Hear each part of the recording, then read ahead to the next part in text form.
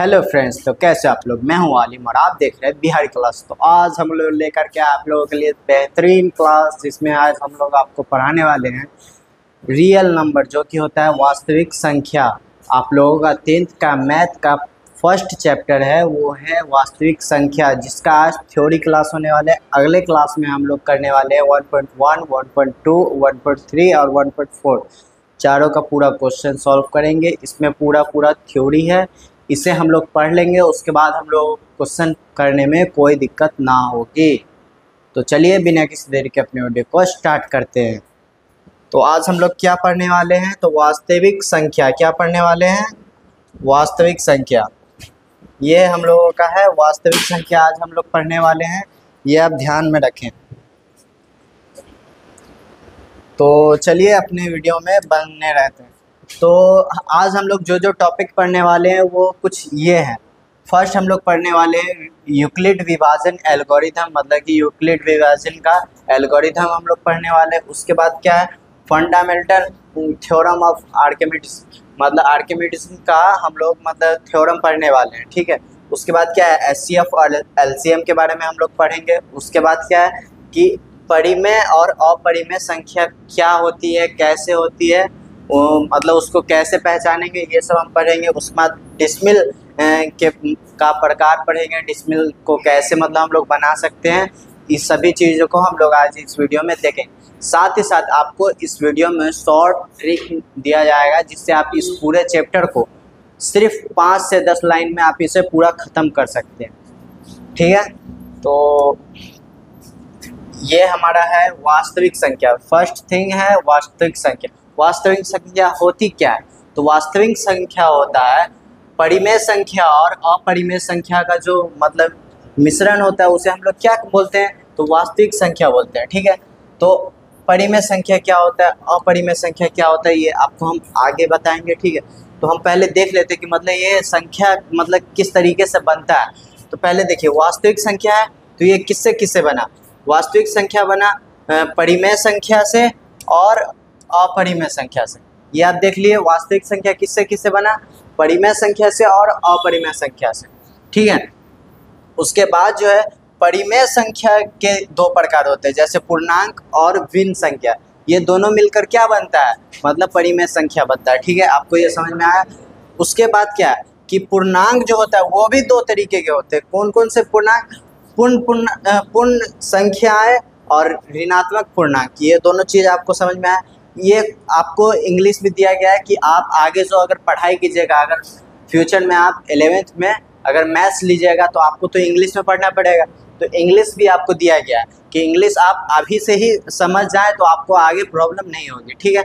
उसके बाद क्या, ये जो पूर्ण संख्या होता है इसी ही हम लोग क्या बोलते हैं, प्राकृतिक संख्या, ठीक है। ये आपको समझ में आ गया। उसके बाद हम लोग देख लेते हैं कि क्या होता है। जैसे देखिए, वास्तविक संख्या है, आपको क्या बनता है, परिमेय और अपरिमेय दोनों को मिलाकर क्या बनता है, वास्तविक संख्या बनता है। इसे हम लोग किस चीज़ से डिनोट करते हैं, आर से, मतलब ये इंग्लिश में, ठीक है। वास्तविक संख्या है, ये कौन कौन से चीज़ के मिश्रण होता है, परिमेय संख्या और अपरिमेय संख्या, इन दोनों का क्या होता है, ये मिश्रण होता है। आपको समझ में आया। फिर क्या है, परिमेय संख्या। परिमेय संख्या जो PYQ के रूप में लिखा जा सकता है उसे हम लोग क्या बोलते हैं, परिमेय संख्या बोलते हैं, ठीक है। जिसे हम लोग क्या PYQ के रूप में लिख सकते हैं उसे हम लोग परिमेय संख्या कहते हैं। अपूर्ण मतलब कि अपरिमेय संख्या, ठीक है, जिसे हम लोग PYQ के रूप में नहीं लिख सकते हैं उसे हम लोग क्या कहते हैं, अपरिमेय संख्या कहते हैं, क्या, अपरिमेय संख्या। उसके बाद क्या, पूर्णांक। पूर्णांक कोई भी नंबर हो सकता है, जैसे मान लीजिए ये माइनस कुछ भी हो, -15 हो, -12 हो, +1 हो, +12 हो, प्लस जो भी हो, इन्फिनाइट, ठीक है। मान लीजिए ये n तक है, क्या है ये, मतलब माइनस में भी हो सकता है, प्लस में भी हो सकता है और 0 भी हो सकता है, ये आप ध्यान में रखिए, ठीक है। पूर्णांक क्या है कि ये माइनस में भी होगा, 0 भी होगा और पॉजिटिव मतलब कि प्लस में धनात्मक भी होगा, ठीक है। पूर्ण संख्या। पूर्ण संख्या क्या होती है, जिसे हम लोग इंग्लिश में क्या बोलते हैं, होल नंबर बोलते हैं, होल नंबर। ये कहाँ से शुरू होती है, तो ये 0 से स्टार्ट होता है और इन्फिनाइट तक चलता है। कहाँ तक चलता है, इन्फिनाइट तक चलता है, ठीक है। आपको ये समझ में आया। उसके बाद क्या है प्राकृतिक संख्या। क्या है प्राकृतिक संख्या, नेचुरल नंबर जिसको हम लोग बोलते हैं। तो नेचुरल नंबर कहाँ से शुरू होता है, एक से शुरू होता है। कहाँ से, एक से शुरू होता है। और पूर्ण संख्या कहाँ से शुरू होता है, तो जीरो से शुरू होता है। आपको समझ में आया। तो चलिए आप हम अपने अगले पार्ट पे चलते हैं। हम लोग पढ़ने वाले हैं फिर यूक्लिड विभाजन का एल्गोरिथम। क्या चीज़, यूक्लिड विभाजन एल्गोरिथम। ठीक है, आपको अगर ये इंग्लिश में प्रॉब्लम होगी तो हम लिख देते हैं।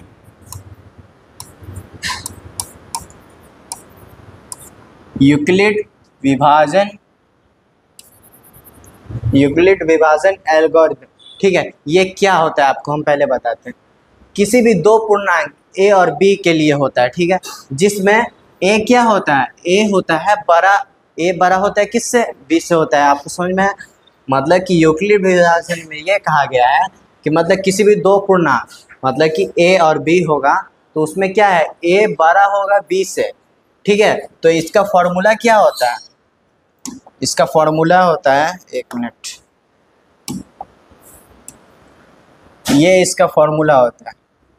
ठीक है, ये इसका फॉर्मूला, a बराबर क्या होता है, a बराबर होता है बी क्यू प्लस आर।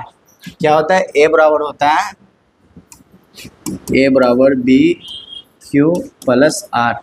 ठीक है, ये आपको फॉर्मूला होता है यूक्लिड विभाजन एल्गोरिथम का। ठीक है, a हमारा पूर्ण संख्या है, मतलब कि पूर्णांक है, सॉरी,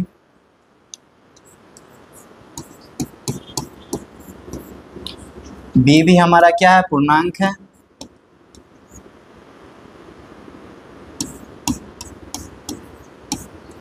और मतलब कि यहाँ पे दो संख्या है।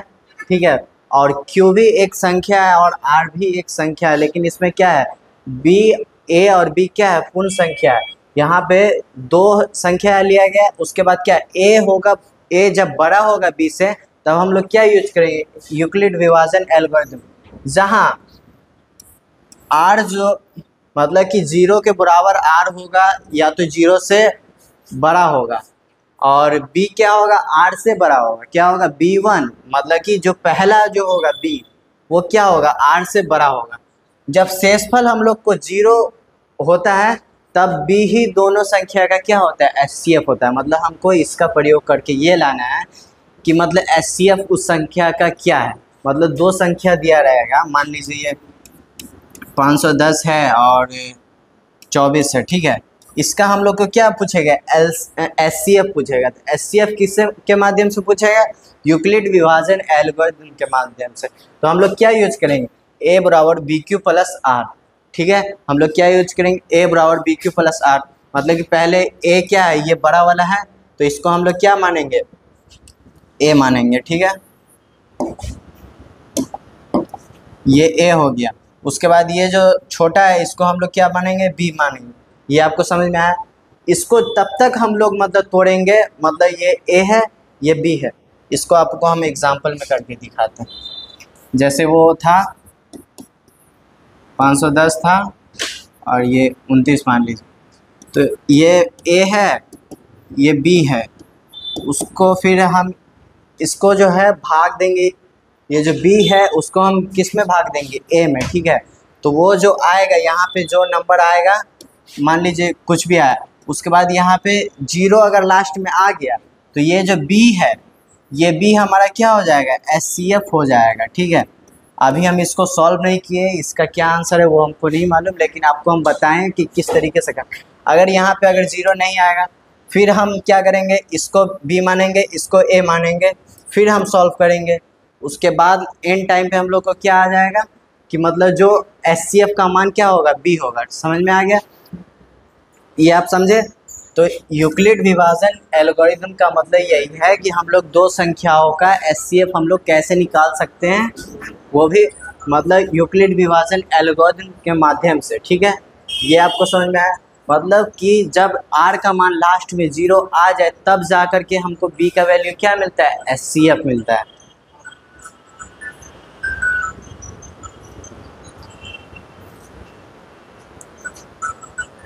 क्या चीज़ बोल रहे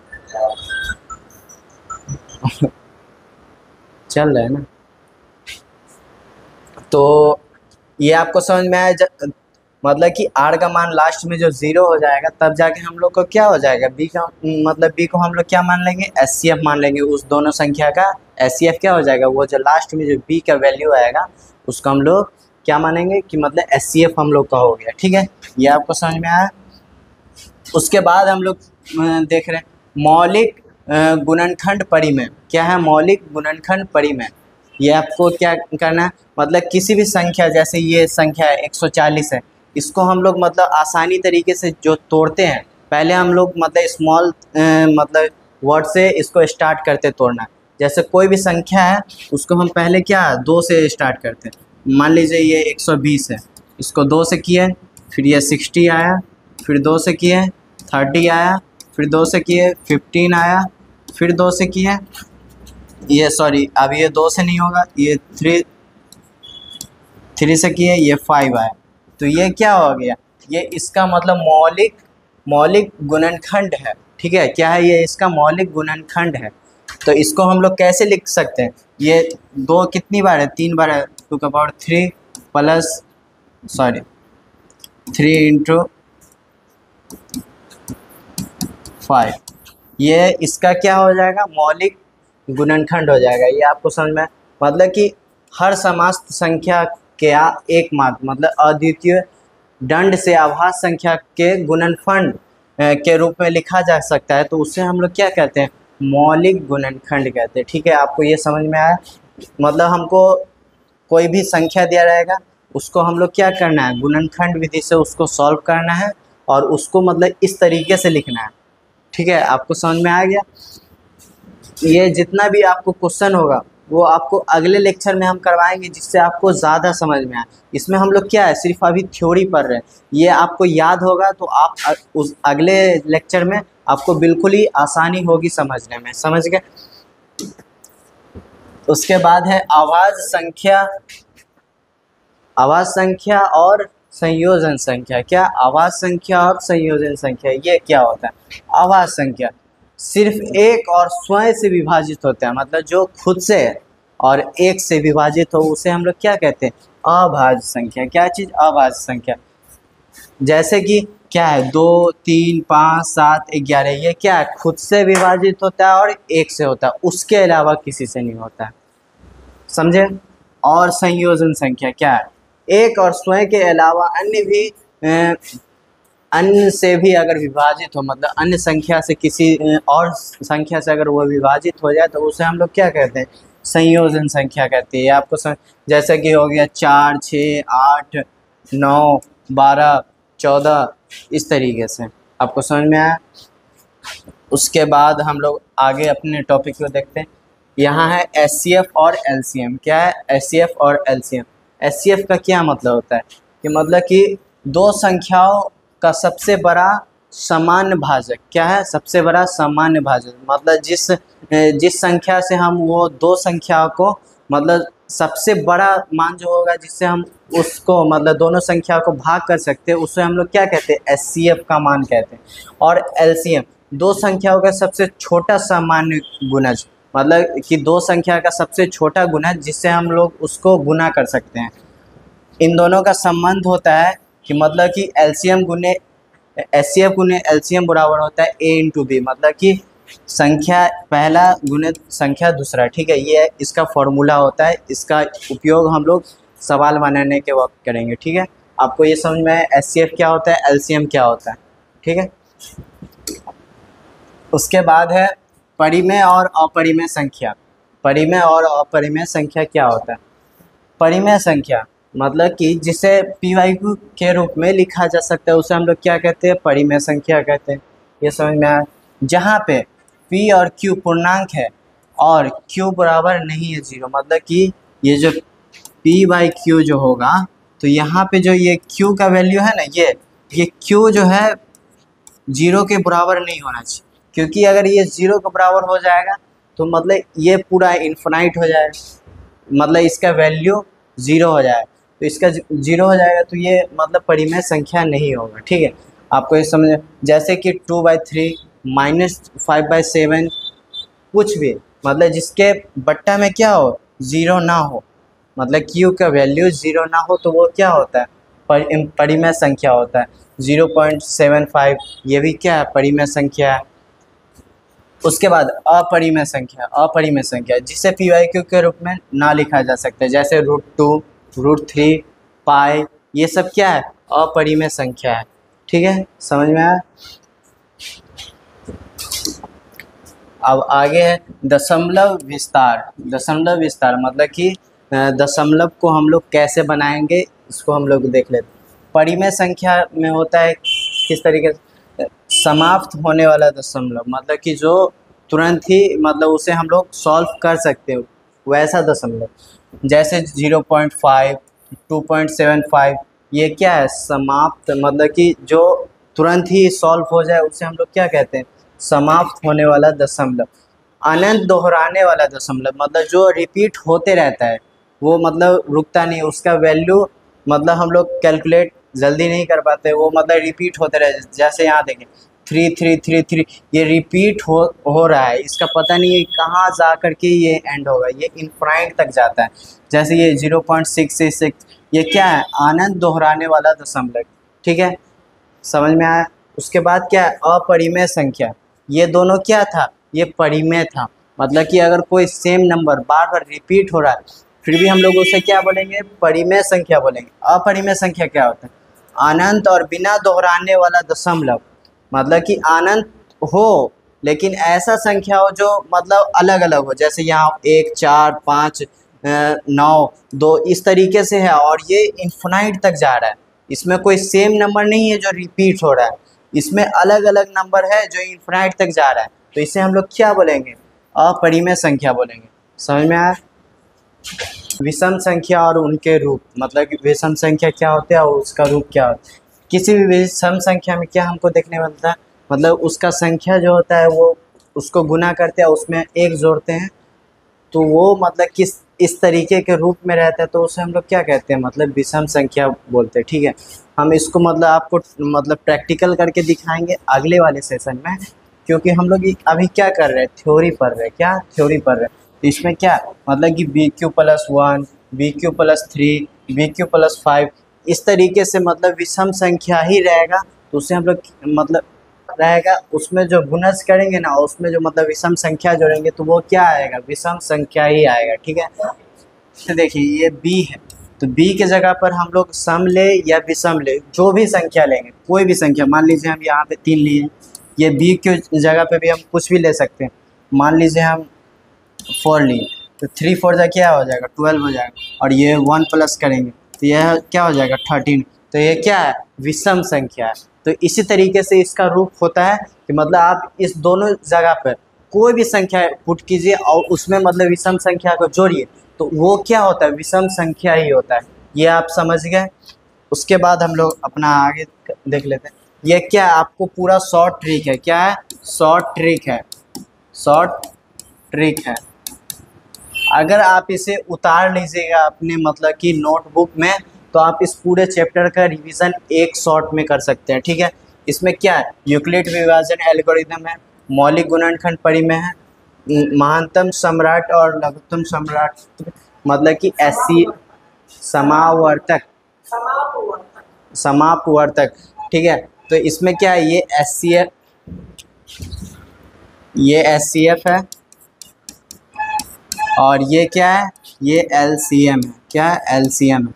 ये दोनों है, मतलब कि दो संख्याओं का गुणनफल बराबर क्या होता है, मतलब SCF गुने LCM होता है। ठीक है, ये आपको समझ में, ये फॉर्मूला आपको याद हो जाएगा।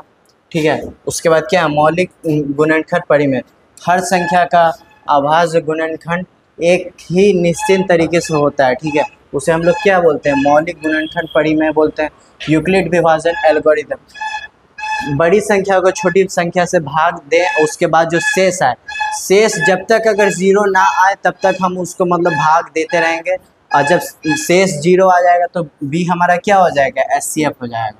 B जो है हम लोग का SCF हो जाएगा। जो लास्ट में जो हमारा जो मान आएगा, लास्ट में हमारा जो मान आएगा वो किसके बराबर होगा, SCF के बराबर।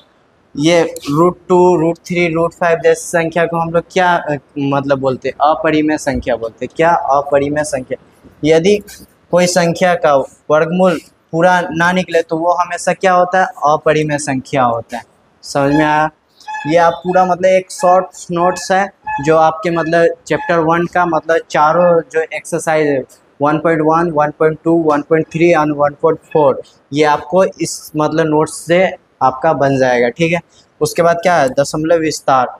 अगर दशमलव का रूप रुक जाता है या दोहराता है तो वो क्या होता है, परिमेय संख्या होता है। मतलब एक ही डिजिट दशमलव के बाद अगर वो रिपीट कर रहा है तो वो क्या होगा, परिमेय होगा। लेकिन अगर वो दशमलव के बाद कुछ मतलब रैंडम डिजिट है, कुछ भी अचानक मतलब वो एक जैसा नहीं है, अब वो रिपीट होते जा रहा है इनफाइनाइट तक, तो वो क्या हो जाएगा, वो अपरिमेय सॉरी विषम संख्या होगा। ठीक है, ये आपको समझ में आ गया?